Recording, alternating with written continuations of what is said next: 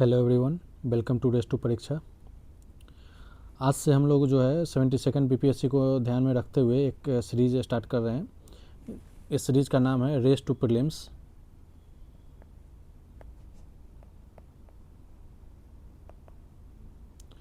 अब ये सीरीज में क्या क्या है, तो सीरीज में जो है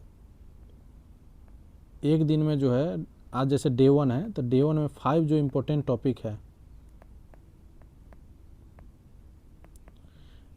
टॉपिक है उसको जो है डिटेल्ड वे में हम लोग कवर करेंगे, एकदम फास्ट वे में, ताकि रिवीजन जो है प्रॉपर वे में जो है आपको एग्ज़ाम से पहले प्रॉपर रिवाइज हो जाए टॉपिक। ठीक है, तो हम 5 टॉपिक करेंगे आज।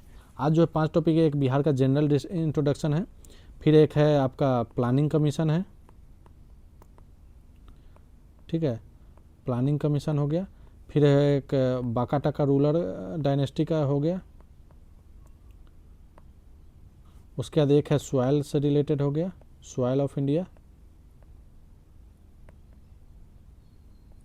ठीक है।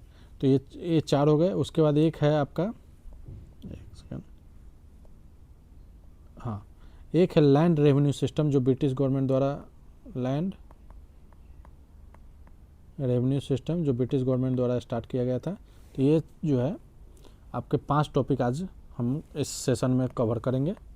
इसको जो है थोड़ा फास्ट फॉरवर्ड वे में हम कवर करेंगे, ठीक है। तो ज़रूर सेशन को पूरा देखिए, आपको जो है प्रीलिम्स में काफ़ी हेल्प करेगा, ठीक है। आइए बिना किसी देरी के शुरू करते हैं। अगर आप चैनल पे नए हैं तो चैनल को ज़रूर सब्सक्राइब करें और बेल आइकन को दबाएं। बिहार का जो है लैटिट्यूडनल एक्सटेंट और लॉन्गिट्यूडनल एक्सटेंट के बारे में बात करते हैं। सबसे पहले कि ये टेरिटोरियल एक्सटेंट कितना है। तो अगर आप लैटिट्यूड और लॉन्गिट्यूड क्या होता है, तो ये इसी चैनल पे जो है हमने घटनाचक्र के थ्रू जो है लैटिट्यूड और लॉन्गिट्यूड को जो है प्रॉपर समझाया है, आप उस वीडियो को ज़रूर देखिए। तो बिहार का लैटिट्यूडनल एक्सटेंट की बात करें तो 24 डिग्री 20 मिनट 10 सेकेंड नॉर्थ से लेकर 27 डिग्री 31 मिनट 15 सेकेंड है। ये आपका लैटिट्यूडनल हो गया। लॉन्गिट्यूडनल की बात करें तो 83 डिग्री 19 मिनट 50 सेकेंड ईस्ट से लेकर 88 डिग्री 17 मिनट 40 सेकेंड ईस्ट है। तो बिहार कहाँ पे है, तो बिहार जो है आपका नॉर्थ ईस्ट में हुआ, ठीक है। एरिया की बात करें तो एरिया जो है 94,163 स्क्वायर किलोमीटर है, जो कि इंडिया के एरिया का कितना है 2.86 है। अगर हम नीचे पॉपुलेशन की बात करें तो थर्ड सेंसस 2011 के अकॉर्डिंग जो है 10.41 करोड़ है, मतलब 10 करोड़ 41 लाख है। अगर कास्ट सर्वे की बात करें तो 22-23 में जो हुआ था उसके अकॉर्डिंग बात करें तो 13.07 करोड़ जो है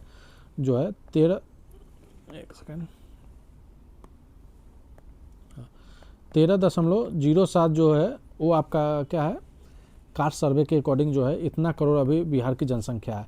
एरिया कितना है, ऑल ओवर इंडिया का 2.86% ही मात्र है। तो देखिए इतना छोटा एरिया में इतना ज़्यादा, तो यहाँ का डेंसिटी जो है वो काफ़ी जो है ज़्यादा है, ठीक है। अगर हम बात करें कि जो इसके लेंथ की, तो इसका जो टेरिटोरियल लेंथ है ईस्ट टू वेस्ट वो आपका 483 किलोमीटर है। अगर आपका विड्थ की बात करें नॉर्थ टू साउथ, ये आपका जो है 345 किलोमीटर है, ठीक है। तो ये जो है एक तरह से रेक्टेंगुलर शेप में, बिहार का जो मैप है वो एक किस तरह का है, तो रेक्टेंगुलर शेप का है, ठीक है। आगे फॉर्मेशन की बात करें, हिस्टोरिकल अगर बात करें हिस्टोरिकल वे में, तो इसका फॉर्मेशन जो है वो अनाउंस कब हुआ था, तो दिल्ली दरबार हुआ था 1911 में, 12 दिसंबर 1911 को दिल्ली दरबार में अनाउंसमेंट हुआ था कि बिहार को जो है बंगाल से सेपरेट किया जाएगा। यह फॉर्मेशन का अनाउंसमेंट फाइनली कब हुआ था, ये तो दिल्ली दरबार में हुआ था। इसका जो है अनाउंसमेंट कब हुआ था, तो अनाउंसमेंट जो है फॉर्मेशन का हुआ था, सेपरेट होने का था। फॉर्मेशन का अनाउंसमेंट 22 मार्च 1912 को हुआ था, जिसमें कि बिहार, उड़ीसा और झारखंड को एक करके एक प्रोविंस बनाया जाएगा, बिहार प्रोविंस। और इसलिए जो है बिहार दिवस जो है वो हर साल 22 मार्च को मनाया जाता है। एक्चुअल इसका इम्प्लीमेंटेशन कब हुआ, ये तो अनाउंसमेंट हुआ ऑन पेपर, इसका इम्प्लीमेंटेशन हुआ 1 अप्रैल 1912 को, जब एक्चुअल फॉर्मेशन हुआ बिहार, उड़ीसा और झारखंड का। 1 अप्रैल 1936 जो कि गवर्नमेंट ऑफ इंडिया एक्ट 1935 के तहत जो है बिहार का एक बार फिर से डिवीज़न हुआ कि 2 प्रोविंस में, एक उड़ीसा हो गया और एक बिहार हो गया। 15 नवंबर 2000 को बिहार जो है तीसरी बार जो है डिवीज़न बिहार का हुआ, जिसमें कि बिहार और झारखंड 2 अलग अलग सेपरेट स्टेट बनाए गए। अगर हम पॉपुलेशन की बात करें तो सेंसस 2011 के अकॉर्डिंग 10.41 करोड़ है। कास्ट सर्वे की बात करें तो 13.07 करोड़ है। थर्ड लार्जेस्ट है पॉपुलेशन में। अगर इंडिया में अगर बात करें पॉपुलेशन वाइज अगर स्टेट की कि कहाँ पे सबसे ज़्यादा पॉपुलेशन है, तो सबसे ज़्यादा जो है पॉपुलेशन कहाँ पे, यूपी पे, फिर आपका महाराष्ट्र हो गया, फिर आपका बिहार हो गया। बिहार जो है थर्ड लार्जेस्ट जो है पॉपुलेशन है।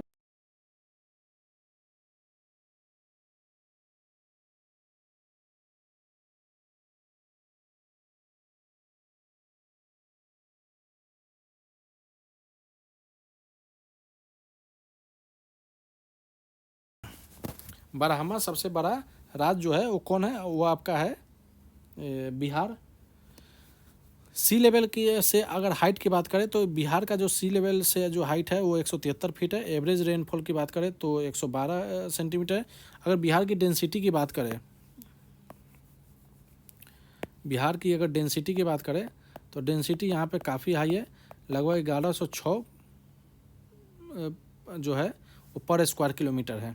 1106 स्क्वायर किलोमीटर, ये सबसे ज़्यादा है। अगर पॉलिटिकल मैप की बात करें, ठीक है, तो एक तरफ जो है नॉर्थ के साइड से जो बिहार जो है वो नेपाल से सटा है, वेस्ट के साइड से उत्तर प्रदेश से, साउथ के साइड से झारखंड से, और आपका ये वेस्ट की ईस्ट की साइड से जो है वेस्ट बंगाल सटा है। नेपाल से जो है टोटल कितने स्टेट लग रहे हैं, तो टोटल जो है 7 स्टेट नहीं डिस्ट्रिक्ट बिहार के लग रहे हैं, तो 7। एक है पश्चिम चंपारण, पूर्वी चंपारण, शिवहर, मधुबनी, सुपौल, अररिया और किशनगंज। अगर वेस्ट बंगाल से बात करें तो 3 डिस्ट्रिक्ट है, किशनगंज, पूर्णिया और कटिहार। तो एक जो है, जैसे कि आप देखिए कि एक ऐसा स्टेट डिस्ट्रिक्ट जो कि वेस्ट बंगाल और नेपाल दोनों से लगा है, तो वो एक है किशनगंज, जो कि नेपाल और वेस्ट बंगाल दोनों से लगा है। उसी तरह अगर झारखंड की बात करें तो झारखंड में जो टोटल जो डिस्ट्रिक्ट लगे हैं वो टोटल 9 डिस्ट्रिक्ट है, सॉरी 8 डिस्ट्रिक्ट है, ठीक है। ये आपका हो गया। तो ये डिस्ट्रिक्ट कौन कौन है, तो एक है रोहतास, औरंगाबाद, गया, नवादा, जमुई, बांका, भागलपुर और कटिहार। ये हो गए झारखंड से। और उत्तर प्रदेश से बात करें तो उत्तर प्रदेश से पश्चिम वेस्ट चंपारण, गोपालगंज, सिवान, सारण, भोजपुर, बक्सर, कैमूर और रोहतास। ये हो गए उत्तर प्रदेश से सटे हुए 8। उत्तर प्रदेश से कितने हुए, तो उत्तर प्रदेश से भी आपके 8 जिले हैं। अगर हाईएस्ट डिस्ट्रिक्ट कहेंगे कि हाईएस्ट डिस्ट्रिक्ट किससे बिहार का जो कौन सा स्टेट है जिससे जो है बिहार का सबसे ज़्यादा डिस्ट्रिक्ट लगा है, तो एक झारखंड है, उससे भी 8 है, उत्तर प्रदेश से भी 8 है। और बिहार के लेजिस्लेचर की बात करें तो बिहार जो है बाइकैमरल लेजिस्लेचर है, मतलब 2 हाउसेज है, इसमें 2 हाउसेज है, एक स्टेट असेंबली है, एक स्टेट काउंसिल है। स्टेट असेंबली लेजिस्लेटिव असेंबली में कितने सीट है, तो 243 सीट है। अगर लेजिस्लेटिव काउंसिल की बात करें तो उसमें 75 सीट्स है। यही अगर लोकसभा की बात करें तो बिहार में लोकसभा सीट कितनी है, तो 40 है, और राज्यसभा सीट 16 है। अगर असेंबली में 243 सीट में कितने ऐसा सीट है जो रिजर्व्ड है, तो रिजर्व है 40, जिसमें कि 38 जो है शेड्यूल कास्ट के लिए रिजर्व है, 2 जो है शेड्यूल ट्राइब्स के लिए रिजर्व है। अब इसको याद कैसे करेंगे, तो टोटल डिस्ट्रिक्ट कितने हैं बिहार में, तो बिहार का जो टोटल डिस्ट्रिक्ट है वो 38 है, तो जितना जिला है उतना ही शेड्यूल कास्ट के लिए रिजर्व है। नंबर ऑफ सीट रिजर्व इनको लोकसभा के लिए कितना सीट रिजर्व है 40 में से, तो 6 सीट जो है लोकसभा में रिजर्व है। वो सीट कहाँ कहाँ से है, तो गोपालगंज हो गया, हाजीपुर, समस्तीपुर, जमुई, गया और सासाराम। आगे स्टेट सिंबल की बात करें तो बोधि ट्री जो है वो स्टेट सिंबल है, जिसके जो है 2 स्वास्तिक उसके जो है सराउंडेड है। स्टेट ट्री की बात करें तो पीपल हो गया। स्टेट फ्लावर अगर मैरीगोल्ड हो गया। स्टेट एनिमल बुल हो गया। स्टेट बर्ड स्पैरो गौरैया हो गए। फिश जो है स्टेट फिश मांगुर हो गया। ऑफिशियल लैंग्वेज है, पहला ऑफिशियल लैंग्वेज हिंदी है, दूसरा ऑफिशियल लैंग्वेज आपका उर्दू है। डिवीजन और डिस्ट्रिक्ट की बात करें तो 9 डिवीजन है, 38 डिस्ट्रिक्ट है। सब डिवीजन की बात करें तो 101 है। ब्लॉक्स 534 है। विलेज पंचायत जो है 8387 है। अब है पटना डिवीज़न की बात करें कि हम डिवीज़न और उसके हेडक्वार्टर उसमें कितने नंबर ऑफ डिस्ट्रिक्ट है उसके बारे में हम देखेंगे। तो पटना डिवीज़न का जो हेडक्वार्टर है वो पटना है, जिसमें कि 6 डिस्ट्रिक्ट है, पटना, नालंदा, भोजपुर, बक्सर, रोहतास और कैमूर, ठीक है। कैमूर को ही भभुआ कहा जाता है। तब पटना, नालंदा, भोजपुर, बक्सर, रोहतास, कैमूर। तिरहुत की बात करें तो तिरहुत जो है मुजफ्फरपुर इसका हेडक्वार्टर है। इसमें जो है नंबर ऑफ डिस्ट्रिक्ट कितने हैं, तो इसमें जो है नंबर ऑफ डिस्ट्रिक्ट 6 हैं।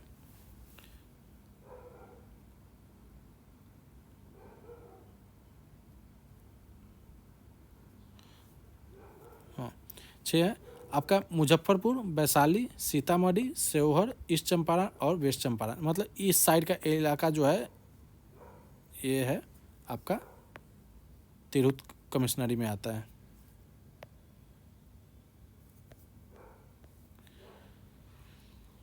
उसके बाद है सारण डिवीज़न। सारण डिवीज़न जिसका हेडक्वार्टर छपरा है, जिसमें कि 3 डिवीज़न, सारण, सिवान और गोपालगंज।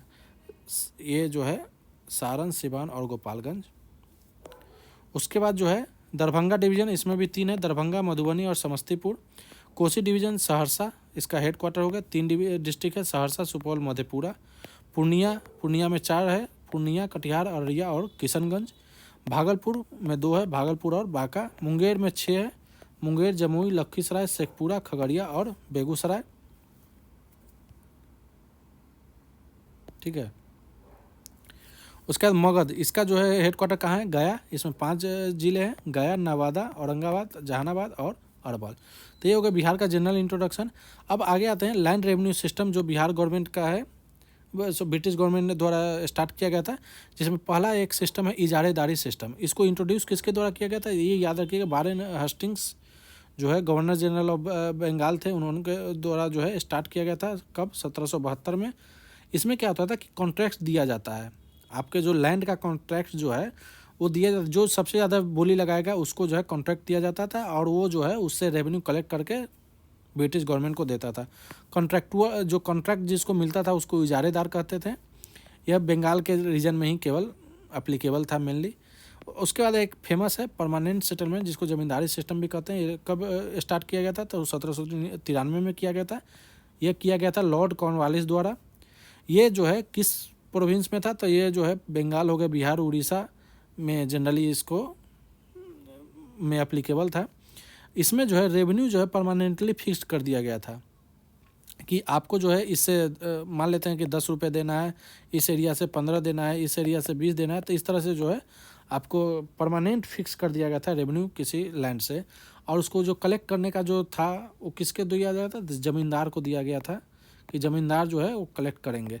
अब क्या होता था कि ज़मींदार जो है कलेक्ट करने के जगह पे एक अपना एक आदमी रख देता था, एक, और उसको कहता था कि वो जो है पीजेंट से जो है ये क्या नाम है रेवेन्यू कलेक्ट करे। ये रेवेन्यू कलेक्ट करता था, उसमें से ये भी कुछ रखता था, फिर ये जो है इसको देता था, फिर ये जो है ब्रिटिश गवर्नमेंट को देता था। तो इस चक्कर में जो है पीजेंट्स का जो है काफ़ी एक्सप्लॉयटेशन होना स्टार्ट हो गया था इसमें। तो इसका जो एक डिफेक्ट है कि अब्सेंटी लैंड लॉर्डिज्म जो है वो इसी को कहते हैं कि जो ज़मींदार को दिया गया था कि आपको जो है रेवेन्यू कलेक्ट करना है, वो ज़मींदार खुद जो है किसी और को अपॉइंट करके खुद जो है मतलब कि क्या कहते हैं आउटसाइड मतलब सिटी में रहता था। तो इसको अब्सेंटी लैंड लॉर्डिज्म कहा गया। पीजेंट का एक्सप्लॉयटेशन खूब हुआ। इंडेप्टेड ने अब पीजेंट के पास इतना बचता ही नहीं था, तो ये क्या होता था ना कि एक मनी लेंडर से कर्ज लेते यह जो है कर्ज में दब जाते थे, जिससे जो है अब पैसा जो है हर स्टेज पे पैसा जो है आदमी जो कलेक्ट करता था स्टार्टिंग में, जिसको कॉन्ट्रैक्ट मिलता वो भी पैसा बनाता था, फिर वो ज़मींदार को दिया, वो भी अपना कुछ शेयर रखा, फिर वो ब्रिटिश गवर्नमेंट को देता था। तो इससे जो है एग्रीकल्चर डेवलपमेंट का कोई काम ही नहीं हुआ इस पर। ठीक है, तो एग्रीकल्चर डेवलपमेंट जो है इसके तहत जो है काफ़ी बाधित रहा। उसके बाद एक रैयतवारी सिस्टम 1820 में स्टार्ट किया गया था। किसके द्वारा? तो थॉमस मुनरो और अलेक्जेंडर रीड। ये जरूर नाम याद रखिएगा किसके द्वारा स्टार्ट किया गया है। इजारेदारी हो गए वारेन हेस्टिंग्स, परमानेंट हो गए कॉर्नवालिस, रैयतवारी हो गए थॉमस मुनरो और अलेक्जेंडर रीड द्वारा। यह जो है साउदर्न स्टेट में जो है मेनली था, मद्रास, बॉम्बे, ये सब में, असम में भी ये थोड़ा बहुत ये सिस्टम देखने को मिला था।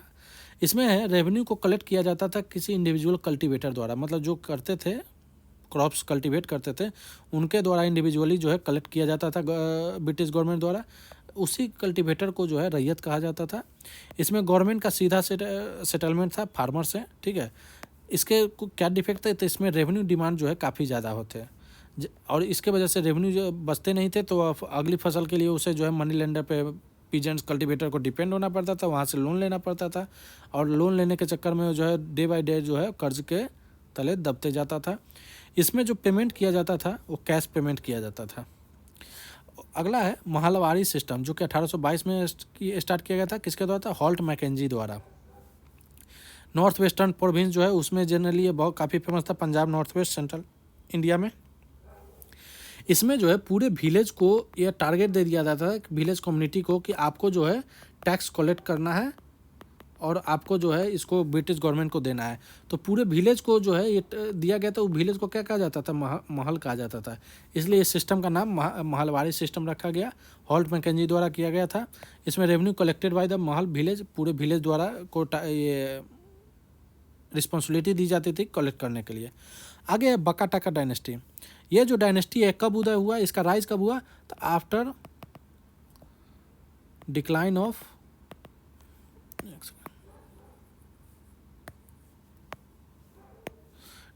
ऑफ सातवाहनाज। सातवाहनाज को क्या कहा जाता है, आंध्रा भी कहा जाता है। तो इसके जो डिक्लाइन हुए थे उसके बाद जो है बाका टाका डायनेस्टी को जो है उदय हुआ। ये क्या था, ये फ्यूडेटरी था। सातवाहनाज के ही फ्यूडेटरी थे बाका टाका डायनेस्टी। जब उनका डिक्लाइन होने लगा तो जो है ये अपने आप को इंडिपेंडेंट कर लिए। इनका जो टेन्योर है 250 ईस्वी से लेकर 500 ईस्वी तक है। 250 साल तक इनका डायनेस्टी चला। इन्होंने डेक्कन रीजन में ज़्यादातर डेक्कन रीजन में जो है इन्होंने रूल किया। इसके जो फाउंडर है ये काफ़ी इंपॉर्टेंट है, विंध्य शक्ति। इसको याद रखिएगा। 275 से 270 ईस्वी तक इन्होंने ये गद्दी पे बैठे। कैपिटल क्या था, तो नंदीवर्धन, जिसको परवरपुरा भी कहा गया है। तो नंदीवर्धन परवरपुरा जो है वाका टाका डायनेस्टी का कैपिटल है। इसके बाद एक बहुत ही इंपॉर्टेंट रूलर है परवर सेन, जिनकी जो है टेन्योर 270 से 330 ईस्वी तक है। इन्होंने कई सारे वैदिक सेक्रीफाइस कराया था, अश्वमेध यज्ञ कराया था। इन्होंने एक इम्पोर्टेंट चीज़, इन्होंने सम्राट इम्पेरर का भी टाइटल एज्यूम किया था, मतलब एडॉप्ट किया था। उसके बाद है रुद्रसेन II। ये काफ़ी जो है 380 से लेकर 385 ईस्वी तक। ये फेमस इसलिए कि इन्होंने जो है प्रभावती गुप्ता से इनकी शादी हुई थी। प्रभावती गुप्ता कौन है, चंद्रगुप्त II की जो बेटी थी, उनसे जो है इनकी शादी हुई थी। और इनके दौरान में जो है बाका टाका और गुप्ता का रिलेशन में काफ़ी मतलब कि सुधार हुआ था, स्ट्रेंथन हुआ था, दोनों के रिलेशन मजबूती आई थी। हरिसेन 475 से 500 ये लास्ट ग्रेट रूलर माना जाता है। परवर सेन II जो है, इसके बीच में जो है रुद्रसेन और हरिसेन के बीच में एक राजा थे परवर सेन II। ये इनको इसलिए याद रखा है, इन्होंने एक बुक लिखा था प्राकृत लैंग्वेज में, सेतुबंध। तो ये याद रखिएगा, सेतुबंध किनके द्वारा लिखा गया था, परवर सेन द्वारा प्राकृत लैंग्वेज में लिखा गया था। किससे, कौन डायनेस्टी से बिलोंग करते थे, तो बका टाका से। ठीक है, चलिए इसके डायनेस्टी के एडमिनिस्ट्रेशन को देखते हैं। तो मोनार्कियल सिस्टम था। किंगडम जो है प्रोविंसेस और डिस्ट्रिक्ट में डिवाइडेड था। लैंड ग्रांट्स जो है फ्रिक्वेंटली जो है ब्राह्मण्स को और रिलीजियस इंस्टीट्यूशन को लैंड ग्रांट्स दिए जाते थे। ये जो है हिंदुइज्म के भी फॉलोअर थे, खासकर शैविज्म और वैष्णविज्म। शैविज्म और वैष्णविज्म के लिए जो है हमने ऑलरेडी एक क्लास मतलब इस यूट्यूब चैनल पे हमने अपलोड कर रखा है। उसमें कंप्लीट डिटेल है शैविज्म और वैष्णविज्म का, तो आप जो है उसको ज़रूर देखिए। ठीक है, अगर आपको लगे कि शैविज्म वैष्णविज्म क्या है तो आप उस वीडियो को देख सकते हैं। इनका डिक्लाइन जो है हरिसेन II के बाद जो है इनका डिक्लाइन होने लगा, क्योंकि इनका जो सक्सेसर थे, जो इनके बाद जो है राजा आए थे, वो काफ़ी वीक थे और इंटरनल कन्फ्लिक्ट्स के वजह से जो है ये डायनेस्टी का जो है डिक्लाइन हो गया। अगला है प्लानिंग कमीशन। प्लानिंग कमीशन काफ़ी इंपॉर्टेंट है। ये इस्टेब्लिश हुआ था 15 मार्च 1950 को। इसके जो एक्स ऑफिशियल चेयरमैन होते थे वो प्राइम मिनिस्टर होते थे। 12 5 ईयर प्लान हुए थे, 6 एनुअल प्लान उसमें, मतलब और 6 एनुअल प्लान्स भी था आपका। ठीक है, उसके बाद देखते हैं कि एक है एम विश्वेश्वरैया, जिन्होंने जो है एक plan economy for the India एक बुक लिखा था। उसमें इन्होंने पहली बार जो है प्लानिंग कमीशन के बारे में जो है जिक्र किया था। इसलिए विश्वेश्वरैया को जो है Pioneer of modern planning in India कहा जाता है। उसके कांग्रेस के प्रेसिडेंट सुभाष चंद्र बोस जो है, उन्होंने इस्टेब्लिश किया था planning national planning committee under the chairmanship of Jawaharlal Nehru 1938 में जो है सुभाष चंद्र बोस जो है वो क्या किए थे, तो नेशनल प्लानिंग कमेटी जो है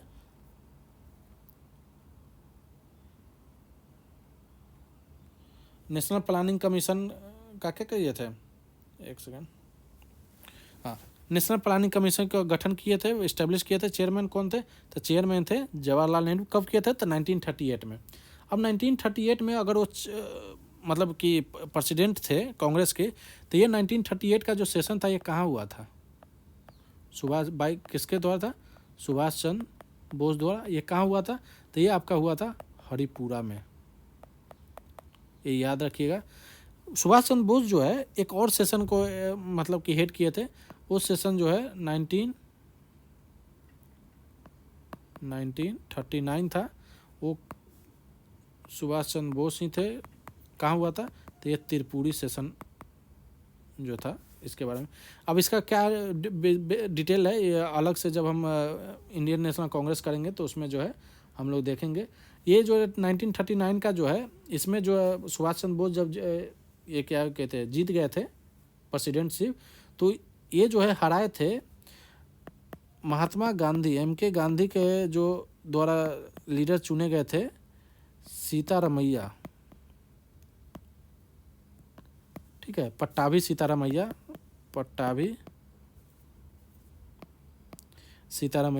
उनको इन्होंने हराया था। तो इससे जो है गांधी जी और इनके भी जो है पॉलिटिकल और आइडियोलॉजिकल जो डिफरेंस आ गए थे, तो इन्होंने जो है यह चेयरमैनशिप जो है छोड़ दिया था। सब्सिक्वेंट इन्होंने फॉरवर्ड ब्लॉक का जो है फॉरवर्ड ब्लॉक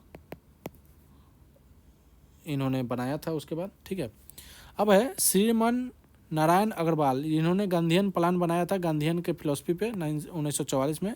सर्वोदय योजना यह किसके द्वारा ड्राफ्ट किया गया था? तो जयप्रकाश नारायण द्वारा ड्राफ्ट किया गया था सर्वोदय योजना। इसके लिए है कि to establish a society without exploitation, मतलब कि एक ऐसा सोसाइटी एस्टेब्लिश किया जाए जिसमें एक्सप्लॉयटेशन ना हो। तो कब किया था? 1950 में।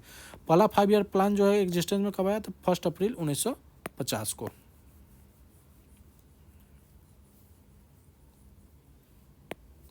आगे देखते हैं। अब सभी 5 ईयर प्लान को जो है हम लोग कब, पीरियड क्या था, मॉडल क्या था, उसके क्या क्या ऑब्जेक्टिव थे उसको देखेंगे। जो मेन ऑब्जेक्टिव है उसको देखते हुए आगे चलेंगे। तो पहला 5 ईयर प्लान 1951 से 55 हायरोडोमर मॉडल पे था। मेन फोकस जो है एग्रीकल्चर पे था, एग्रीकल्चर और उसके एलाइड सेक्टर पे ये फोकस था बस। दूसरा जो है power year plan 5 year plan 56 से 61 हुआ था, PC महालनोबिस मॉडल पे था।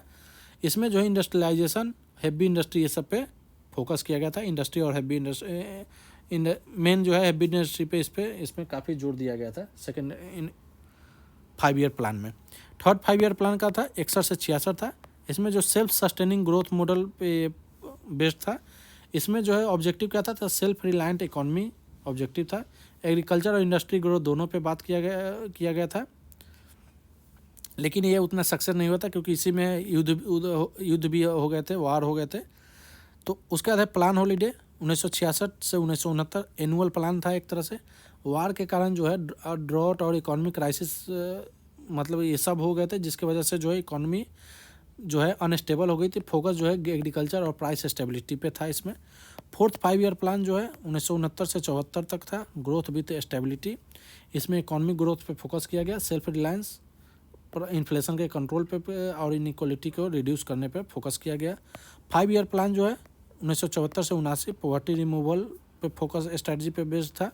इसमें पहली बार जो है गरीबी हटाओ का नारा दिया गया था। तो कौन से था 5 ईयर प्लान में?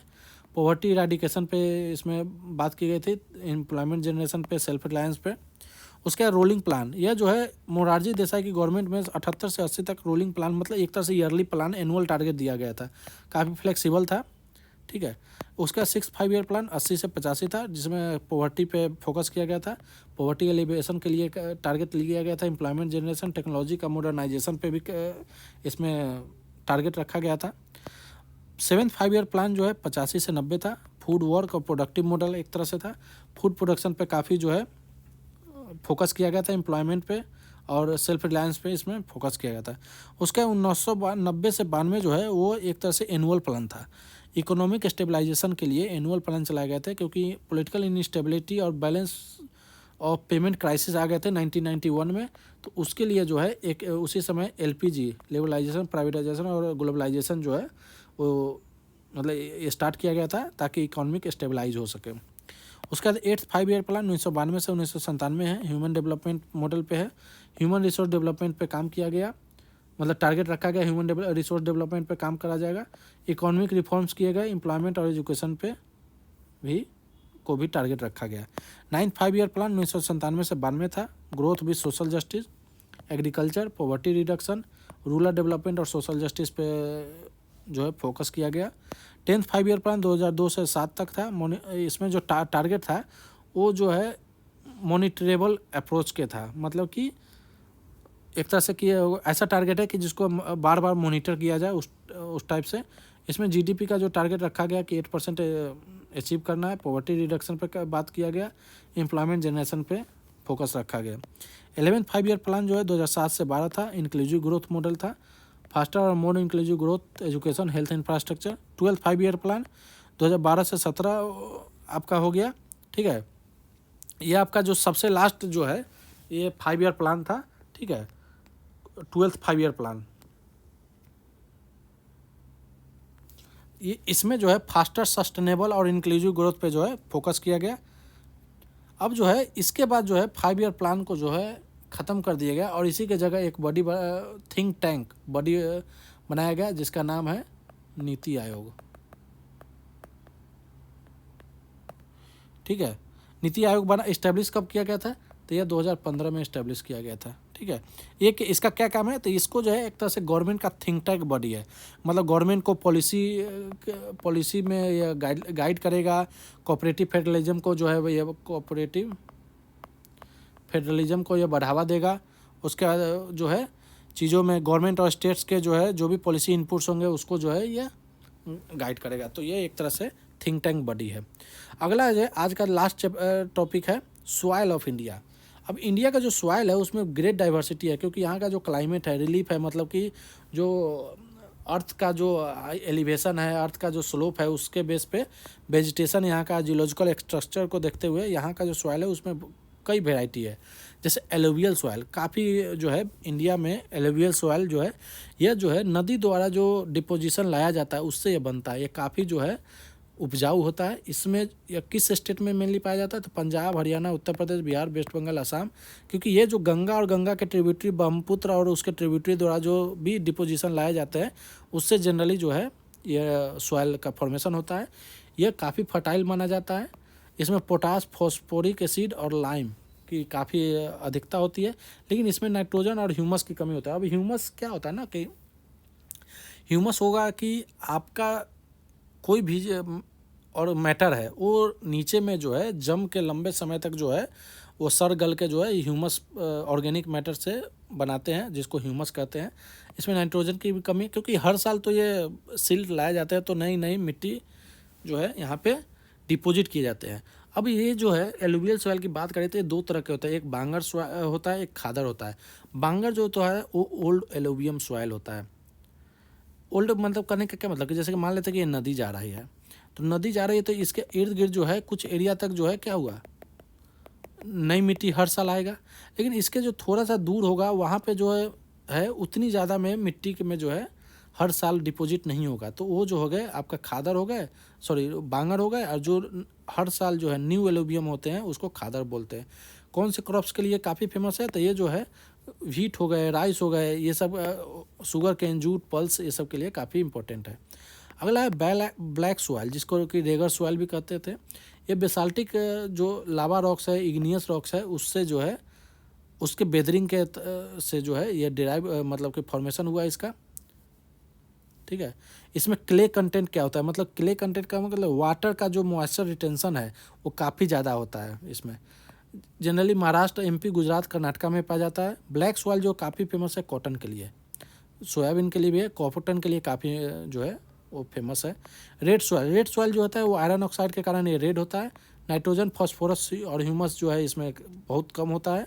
सैंडी और लोमी टेक्सचर का होता है, मतलब कि एक तरह से बालू टाइप के जो है मिट्टी इसमें देखने को मिलेगा, मतलब टेक्सचर जो है अलग अलग आपको दिखेगा। तमिलनाडु, कर्नाटका, आंध्र प्रदेश, उड़ीसा, छत्तीसगढ़ जनरली में पाए जाते हैं। इसमें जो है जनरली ग्राउंड नट, पल्स और मिलेट्स जो है उगाए जाते हैं। अगला सॉइल है लेटेराइट सॉइल। यह जो लेटेराइट सॉइल है ये हैवी रेनफॉल और हाई टेम्परेचर में इसका फॉर्मेशन होता है। इसमें जो फर्टिलिटी होता है बहुत कम होता है, क्योंकि इतनी ज़्यादा बारिश होती है कि इसके फर्टिलिटी जो है वो लीचिंग के थ्रू जो है बह जाते हैं। वेस्टर्न घाट, ईस्टर्न घाट, इस सब में ये लेटेराइट सॉइल पाया जाता है। Tea, coffee, rubber, cashew nut के लिए जो है, काजू के लिए यह सॉइल जो है इम्पोर्टेंट है। अगला फॉरेस्ट और माउंटेन सॉइल, यह जो है माउंटेनस एरिया में जो है जनरली हिमालयन एरिया में पाया जाता है। ह्यूमस इसमें अच्छे होते हैं। टी, कॉफ़ी और एप्पल के लिए काफ़ी यह फेमस है। एरिड और डेजर्ट सॉइल जो है राजस्थान गुजरात में पाए जाते हैं। सैंडी टेक्सचर होता था, साल्ट के कंटेंट भी जो है इसमें ज़्यादा होते हैं, ह्यूमस बहुत कम होते हैं, बहुत लो होते हैं। बारिश इधर जो है रेनफॉल काफ़ी कम होते हैं, ठीक है। तो यहाँ पे बाजरा और बारले जो है मेनली क्रॉप्स उगाए जाते हैं।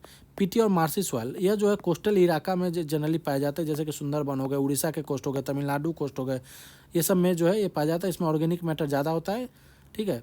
ये ब्लैक इन कलर होता है, एसिडिक, इसका नेचर जो है एसिडिक होता है।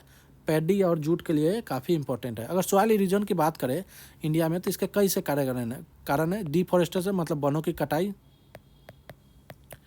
की वजह से वनों को क्लियर करके उसमें एग्रीकल्चर के लिए बनाना या इंडस्ट्री के लिए वनों को क्लियर करना, ये इसका कारण है। ओवर ग्रेजिंग की वजह से मतलब कि ज़्यादा जो है जानवर द्वारा जो ओवर ग्रेजिंग करा दिए जाते हैं उसके द्वारा भी जो है सॉइल इरोजन होता है, क्योंकि उसको जब चलते हैं तो क्या होता है ना कि मिट्टी की जो है वो जब उनके पैरों से जो है उखड़ जाते हैं तो बारिश आती है तो वो मिट्टी का बहाव हो जाता है। फिर माइनिंग के तहत होता है शिफ्टिंग कल्टीवेशन। शिफ्टिंग कल्टीवेशन जैसे फॉरेस्ट को क्लियर किए, कुछ समय के लिए वहाँ पे एग्रीकल्चर किए, मतलब क्रॉप्स कल्टीवेट किए, जब उसमें फर्टिलिटी कम जाती है तो उस लैंड को छोड़ दिया जाता है, उसको फिर हम कहीं और शिफ्ट हो जाते हैं, तो नाम से ही है शिफ्टिंग कल्टीवेशन। फिर आपका वाटर एंड विंड एक्शन पे जो है की वजह से भी जो है होता है। अगला है कंजर्वेशन मेजर। कंजर्वेशन के लिए कि अगर हम सॉइल इरोजन को कंजर्व करें तो कैसे, तो ज़्यादा से ज़्यादा पेड़ लगाए, एफॉरेस्टेशन करें, रिफॉरेस्टेशन करें, मतलब जो भी रिफॉरेस्टेशन भी होगा, मतलब जो भी डिग्रेडेड फॉरेस्ट है उसको जो है वापस से मतलब कि क्या कहते हैं अपग्रेड करें, मतलब वो डिग्रेडेड फॉरेस्ट को वापस से वहाँ पे पेड़ लगाए, जंगल उसको जो है पेड़ पौधे लगाए।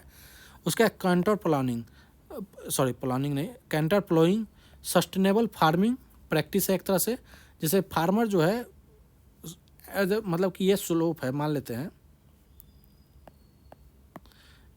ये स्लोप है, तो इस पे जो है ना ऐसे जो है एक मतलब अक्रॉस द स्लोप जो है वो फार्मिंग करते हैं, ताकि जो है इससे भी जो है सॉइल का इरोजन कम हो।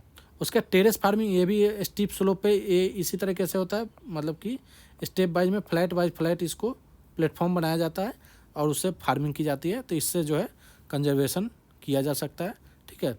आप ये हो गया आपका 5 टॉपिक आज के। अगले जो है नेक्स्ट हम और 5 टॉपिक को डिस्कस करेंगे, ठीक है।